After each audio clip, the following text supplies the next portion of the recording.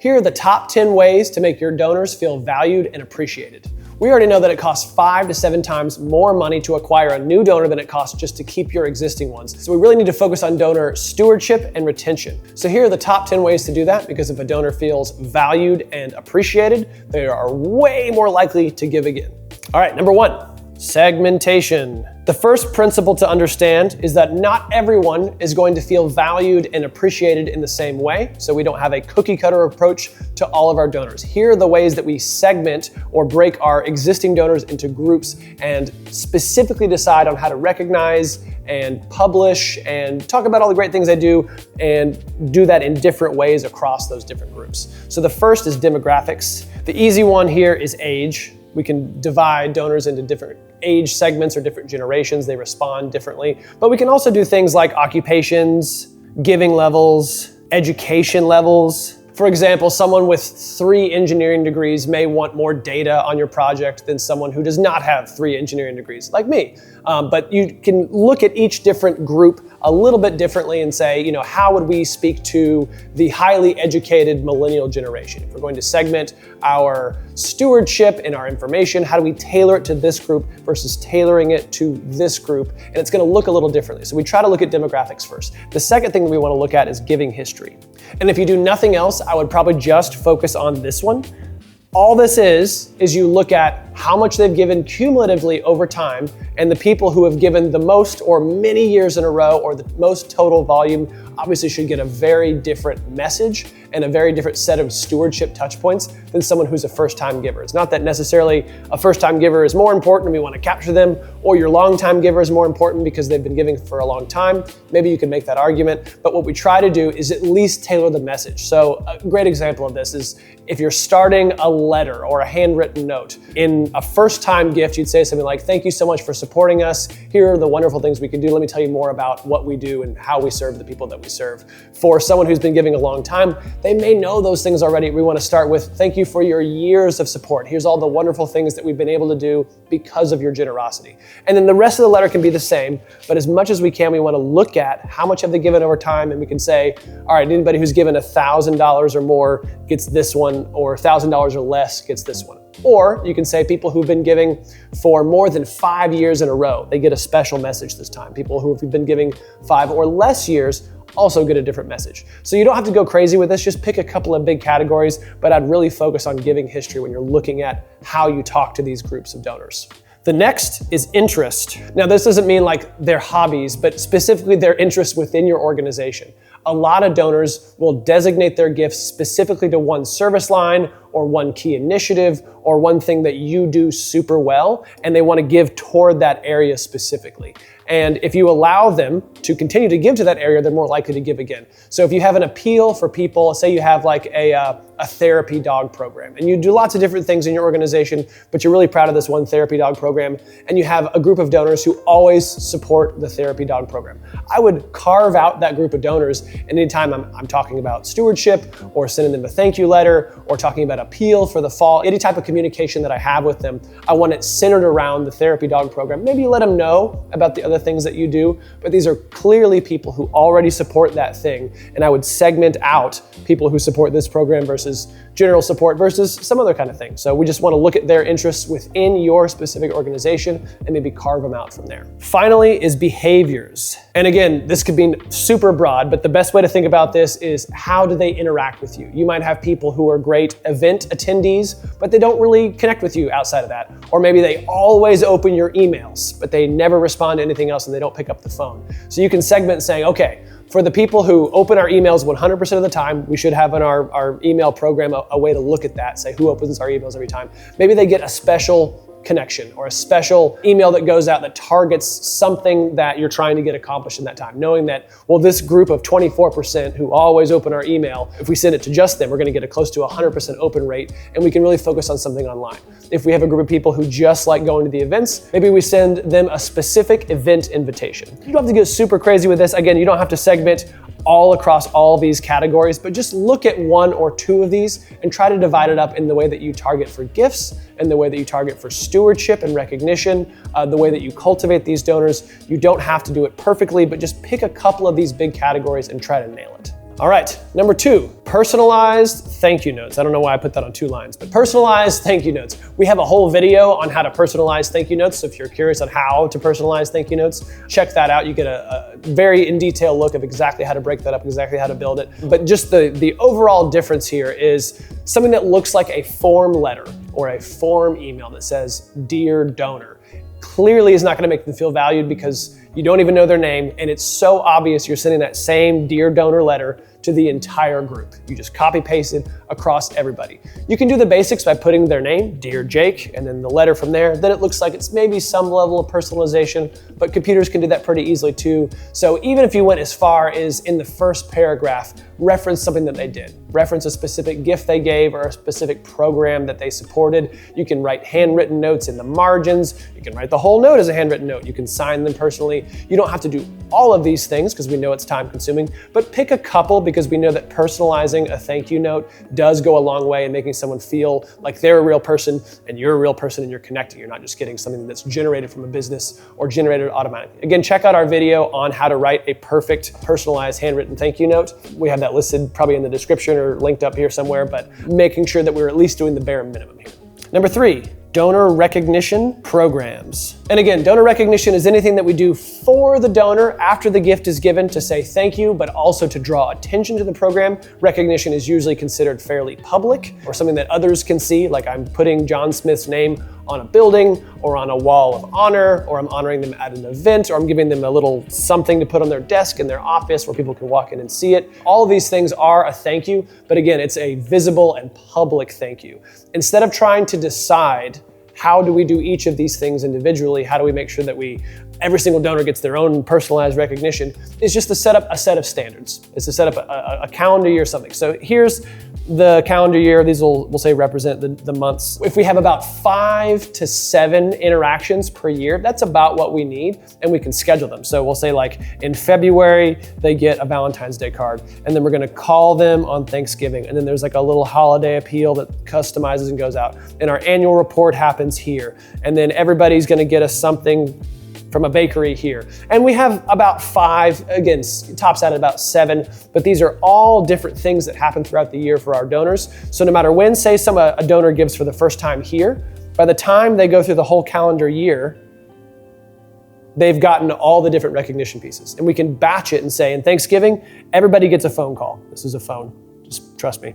Everybody gets a phone call on Thanksgiving. And no matter when they say they gave here, they still get that phone call. Say they gave for the first time here right at the beginning of the year, right at the beginning of January. Still, after a full year, they're gonna have gotten a phone call. It's a different order for everybody, but instead of trying to decide by gift how to recognize everybody, we wanna decide overall, here's our recognition program for the year. These are the 5 to 7 things that happen throughout the year, and here's how we decide how we put them in. So we just don't have to think about it. It's kind of a set it and forget it program. Number 4, impact updates. Looking at various donor surveys over the years, this is kind of the thing that donors want most. Yes, they want to be recognized. Yes, they want to see their gift done well, but really they just want to know that there's some sort of impact made with their gift. This doesn't have to look as formal as like a big annual report packet that goes out, but just giving donors periodically like, hey, you gave this much last year. As a result of that, we were able to do X, Y, and Z. Good example is, let's pick an animal shelter. So say you have an animal shelter, someone donates $1,000. Because of you, we were able to feed 27 dogs for the year, or whatever it is. When they say, okay, the impact that I had was that 27 dogs who potentially otherwise would have been hungry did not go hungry. I know specifically where my $1,000 went. I know what kind of impact I had. I gave through the charity, not to the charity, and I'm much more likely to feel valued and give again if I can see that I'm having impact. You don't have to go crazy with this. Just a few times a year, either send out a mass or if you can, personalized impact update, at least over email, better if it comes in the mail or even on the phone. Hey, thanks for checking out our video. If you're getting value out of this but would like something more personalized, you can book 30 minutes with one of our experts to see if you qualify for our support services. Link below in the description.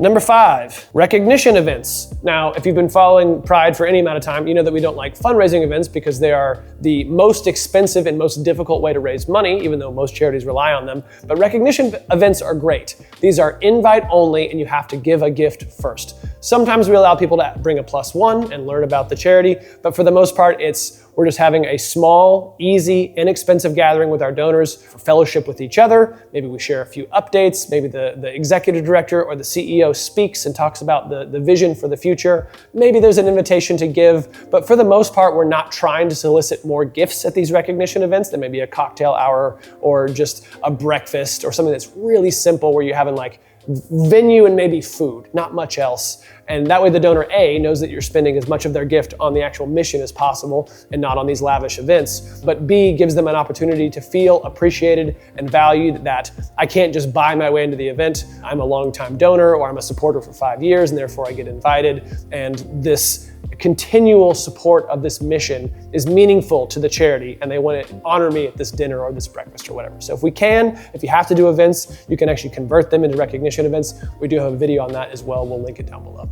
All right, number 6 is volunteer opportunities. Now again, this is a little bit counterintuitive because the obvious thought is, well, if they've already given their money, I can't then ask them for their time, where actually, the more people volunteer, the more likely they are to give, and the more likely they give, the more likely they are to volunteer. They've picked your charity with their limited resources for a reason, and you don't have to say, well, we encourage everyone who gives to volunteer. Just making them aware of, hey, we're doing a food drive. Do you want to come by and help us put food in boxes? Or, hey, we have a fundraising committee. Do you want to help us connect to other individuals who are excited about giving to this organization? You don't have to do a lot, just in your specific and private communication to your donor base, because they get kind of updates throughout the year, hopefully. You want to give them opportunities. Hey, do you want to get involved in person or with your time? Or do you want to see the mission up close? Here are some wonderful ways you can do that as a volunteer. Some of them will just say yes outright. They'll call you and sign up. If you make it very easy and very simple and very clean for them to be able to frictionless way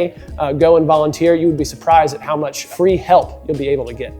Number 7, newsletters and annual reports. Now, a lot of larger charities do these in a very big way, as they go kind of over the top and they hyper produce these. And there's nothing wrong with that, certainly. But if you're a small shop and you're like, I barely have time to run the organization, much less fundraise, much less make a newsletter about my fundraising or create a giant annual report, you're definitely not alone. This is the case for most people, and most charities are too small for doing this. But having some sort of regular updates, both for your donors and for your non-donors. But if you can really specialize it to just, hey, here's an email that's just a monthly update from the founder. Say you're a nonprofit founder and you're doing your thing, just type out a little bit of a summary of what's going on. You don't have to produce it with photos and branding and all this kind of stuff, but hopefully you have a small mailing list or a list of donors who've given their email. Just once every month, or maybe even once a quarter, you want to send them something saying, hey, here's what we got up to this quarter. We were able to raise about this much money. We spent it on the following things. We were able to have the following impact. It went about this well. And just getting that inside scoop, if I'm a donor, makes me feel valued, because I'm like, oh, I'm getting a little more information that then would be just available on maybe their website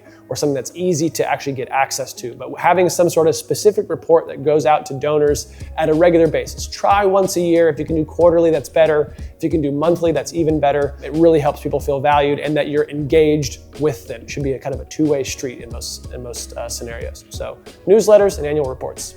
Number 8, social media shoutouts. Now, if you're a small shop, social media is not necessarily the best way to spend your time. But if you're saying, hey, I'm gonna spend an hour a week just getting my social posts scheduled for the week, something super simple, 5 days a week, we're gonna post on a couple of platforms. And that's the minimum I can do. I can take 1 hour per week. Great. Here's what you can do. If you're running out of stuff from your mission or your fundraising to talk about, you can do donor spotlights. You can do giver of the month. You can do stories on why I give. There's super simple things that don't take a lot of time that are great content.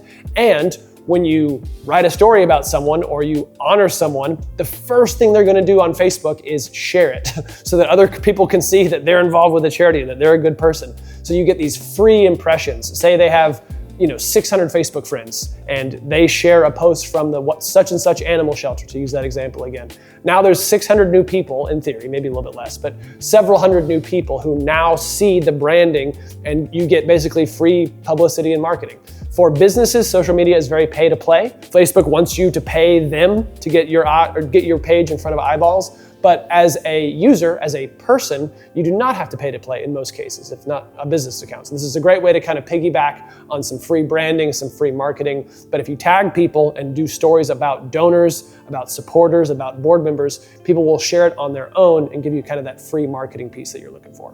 Number 9, a donor stewardship plan. Now, again, this kind of goes back to the building the calendar of things that we do for donors in a year, but this kind of takes it a step further and segments it by size. So say we have $1,000 donors, and then you have 5,000, 10,000, we'll go up to 50, and then 100. You might have more levels than this, but just to make the math easy, this is people who give 1,000 or more, 5,000 or more, all the way up. The people who give 1,000 may get kind of a form letter, but at 5,000 you get a form letter and also a personal phone call from a board member. And at 10,000 you get the form letter and the call from the board member and a call from the CEO. And at 50, board member, CEO, and a handwritten note. And at 100,000, you get all those things as well, but then you also get a private recognition event for just you and your family. And you set this out in advance. So it's not like, well, someone gave $50,000, how do we recognize them? How do we publicize their gift? It's like, well, we have a donor stewardship policy in place. They gave $50,000, so they get these 4 things. And it's very simple, it's decided in advance. It gives you a very specific procedure to work through. We're not going to come up with new ideas of, if someone gives this much, they get the following things. If they give this much, they get the following things. You've probably seen this on solicitation letters and stuff where you're like, it's the little box that has like more check marks across the further down you go. It's the same thing. You can either do it publicly or you can do it internally, but do try to decide it in advance so you can just copy paste for each donor. Maybe you mix it up every year so it changes, but for the most part, you want it structured where you don't have to think about it.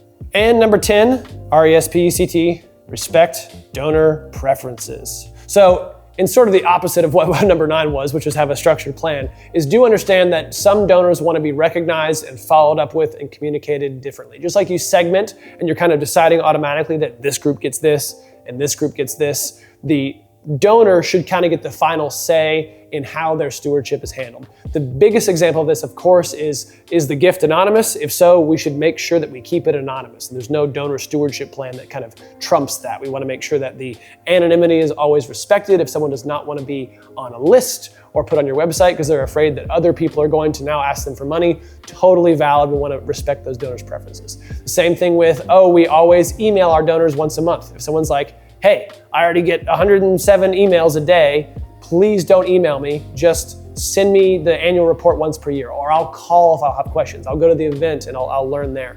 Whatever that is, make sure you have some kind of structure in place to begin with.